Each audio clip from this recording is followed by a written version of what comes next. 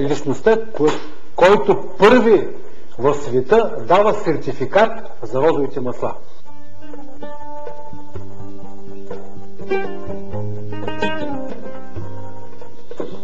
Ето, че дойде и отговор на днешната ни загадка. През 1820 година Дончо Папазов от Казанлък създава първата фабрика за производство и експорт на розово масло.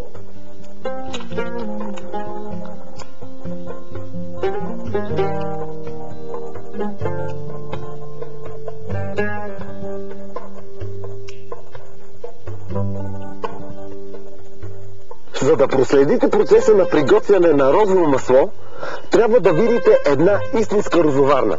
Такава има в село Търничене. Аз дойдох да я посетя, въпреки че сега не е сезона на цъфтежа на розите. Село Търничене се намира на 30 км от Казанлък.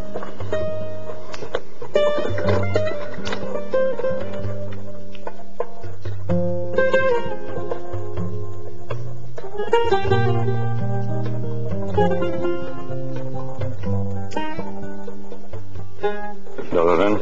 Добър ден, здравейте. Аз съм Яки. Димитър Лисичаров се казвам. Заповядайте.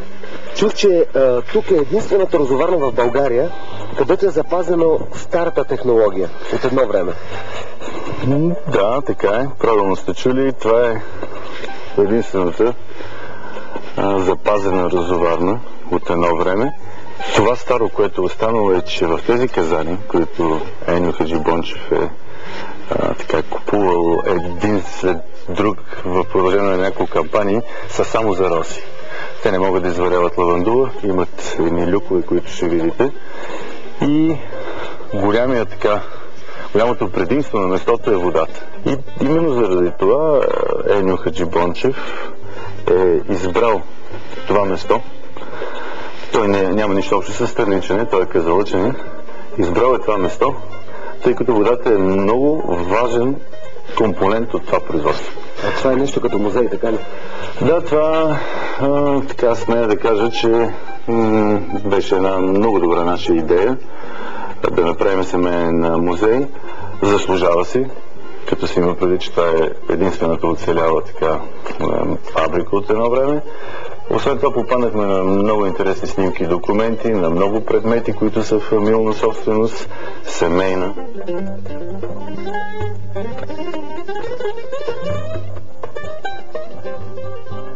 Чувал съм, че розовото масло на село Търничене е най-качественото. Поради какво се дължи това? Да, има такова нещо. Основна причина е тази стара технология все пак, която е единствена в България. Това е така наречената водна дестилация на прав огън. Маслото е така по-особено, но това, което е сигурно, че основната причина е този отгоре. Той командва нещата и е решил да направим нещо, което да е номер едно, и това е розовото масло. Българското розово масло. И нашите клиенти казват, че е по-качествено, но ние продължихме, така да се каже, дейността на семейството, като не спряхме само с тази дестилерия, която я дооборудвахме, я направихме по-съвременна. Направихме втора, тази дестилерия с 4 казана. Направихме и трета, която е само за органично масло. И се мъчим да правим все така това добро качество, което е останало от Еньо Хаджибончев. Благодаря ви много за информацията, беше ви много интересно. Моля, винаги сте добре дошли.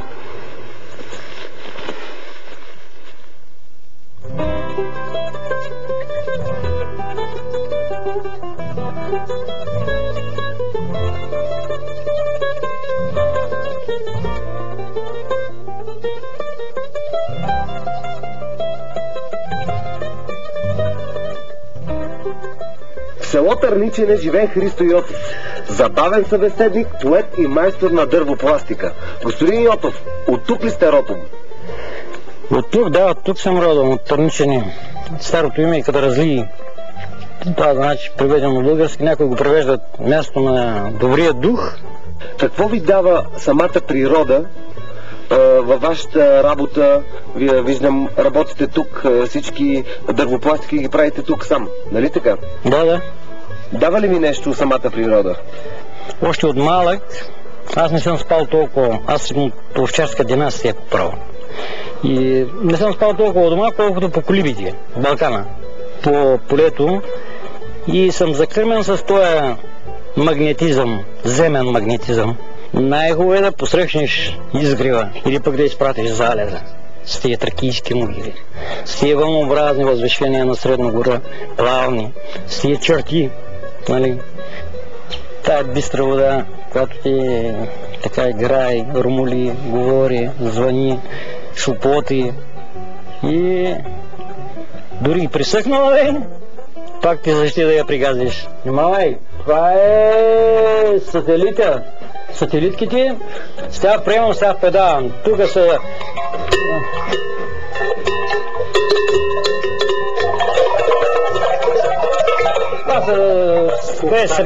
Събирам ги така, имам отношение към кукиските игри. Това ще става един кукерчо, да кажем.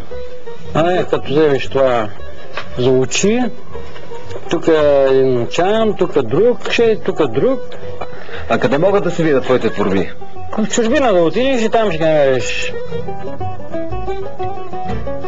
Добре, твоето изкуство пътува в цял свят. Ти не си ли се замислил понякога да имигрираш, да живееш някъде на друго място? Ти пък приказваш. Това най-страшното нещо е. Аз да не съм шенгенски измушак. България, това е най-голямата духовност на Балканите, бе, момче.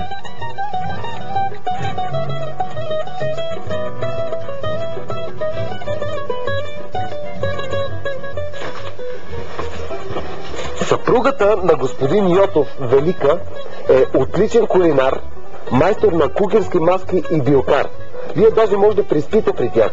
Сега ще ми покажа как се приготвят прочутите казанлъшки пенерлии. За направата на една пенерлия е необходимо 1 кг брашно, маргарин или по избор някаква мазнина, масло или мас, олио, независимо, всеки каквото обича. Трябват 8 яйца, чаша 250 мл мляко,